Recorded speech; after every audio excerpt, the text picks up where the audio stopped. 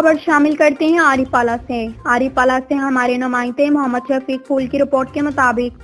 تحصیل صدر عارف اعلیٰ پاکستان تحریک انصاف خواتین ونگ پاک پتن شمس السجاد ڈوگر کے گھر سے لی خواتین ونگ پاکستان تحریک انصاف ضلعی صدر رخسانہ منصور بھٹی کی آمد ہوئی